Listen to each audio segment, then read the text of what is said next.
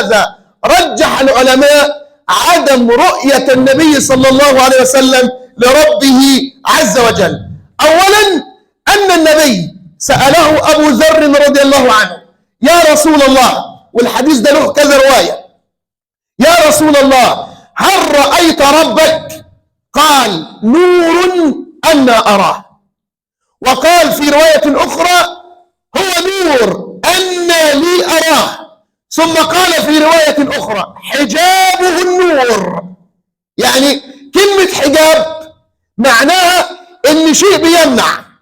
وأنا لو بصت لك لمجرد تبسيط مش ضرب مثال، ربنا لا يضرب له أمثلة، لكن لو بسطت لك الامر، اول ما اجي ابص لك كده وانت يعني راكب مكانتك ولا عربيتك ولا معاك كشاف كبير، اول ما ابص لك وانت تضرب النور في وشي انا مش هشوفك.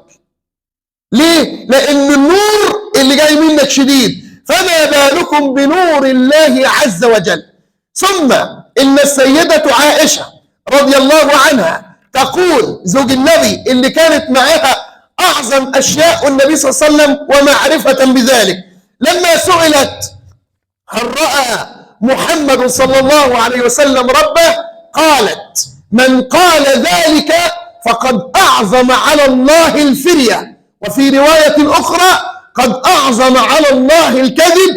ثم قالت: قول الله سبحانه وتعالى الذي فسرت به قول النبي صلى الله عليه وسلم: وما كان لا تدركه الأبصار وهو يدرك الأبصار.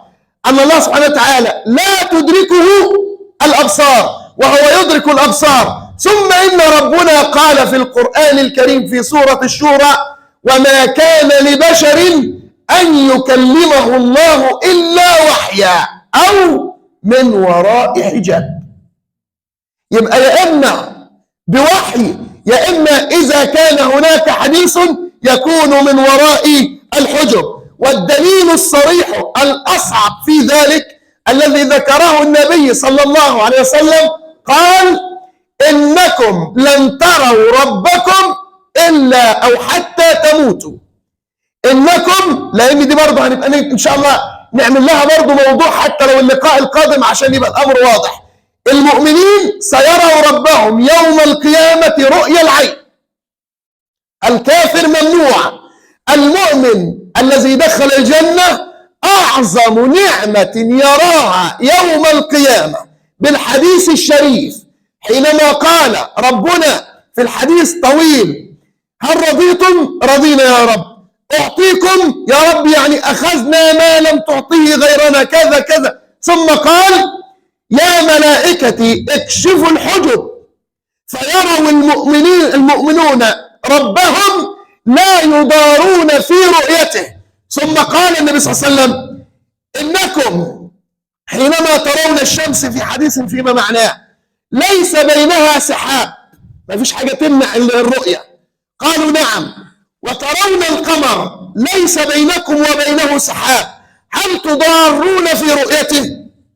انتوا يعني في حاجة بتحجب الرؤية؟ قالوا: لا. والنبي هنا بيضرب المثال مش تشبيه، هو بيضرب المثال يعني زي ما بتشوف الشمس في ضحاها ما فيش سحاب بينك وبينها، وزي ما بتشوف القمر ليلة ال14 ليلة البدر ما فيش سحاب، قال: إنكم سترون ربكم عيانا كما لا تضرون في رؤية الشمس والقمر. يبقى ده من نعيم المسلمين في الجنة. طيب إذا كان ده أعظم نعيم للبشرية كلها، يبقى النبي لو رأى ربه يبقى هو بالنسبة له ما فيش نعيم تاني، خلاص كده انتهى نعيم النبي صلى الله عليه وسلم. لكن لابد لأي بشر حتى لو كان رسول يكون هناك أمر آخر يشتاق إليه في الجنة، لأن النبي معلوم أنه من أهل الجنة ولا خلاف على ذلك. قال ربنا سبحانه وتعالى: ثم دنا فتدلى وقال: لقد رأى من آيات ربه الكبرى. الناس اللي بتقول دنا فتدلى بيقولوا ان ربنا سبحانه وتعالى اقبل او النبي اقبل، وبيقولوا لقد رأى من آيات ربه الكبرى، رأى ربه. خلي بالك لما ربنا بيقول ان هو رأى آيات عظيمة مش معقول هيساوي رؤية الله سبحانه وتعالى بجميع الآيات، لازم يتفصل، لأن رؤية الله لا تساوى مثلا برؤية جبريل، ولا تساوى برؤية الأنبياء، ولا نار النار، لأن الله هو الخالق لكل شيء. لو كان رأى ربه كان قالها صراحة: لقد رأى من آيات ربه الكبرى، ومثلا رأى ربه عز وجل، لكنه لم ينصوا عليه بذلك. وما الذي يمنع ربنا أن يذكر أن النبي صلى الله عليه وسلم رآه؟ ولكن المقصود كما أجمع العلماء أنه رأى من آيات ربه الكبرى، من الآيات الصريحة الواضحة التي رآها، لذلك قال: ما زاغ البصر وما طغى، لقد رأى من آيات ربه الكبرى. البعض برضو من المشككين بعد أن توحد الله قال لك إيه؟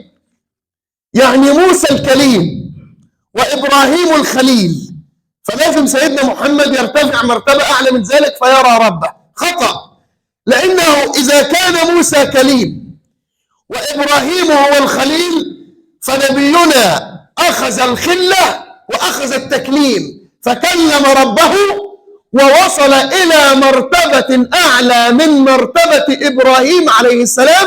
بل وقلنا في اللقاء الماضي أنه تخطى هذه المكانة حتى وصل إلى سدرة المنتهى. فنبينا إن كان في العظمة وليس لتشريف ولتعظيم رسول عن رسول، فأشرف الأنبياء هو النبي صلى الله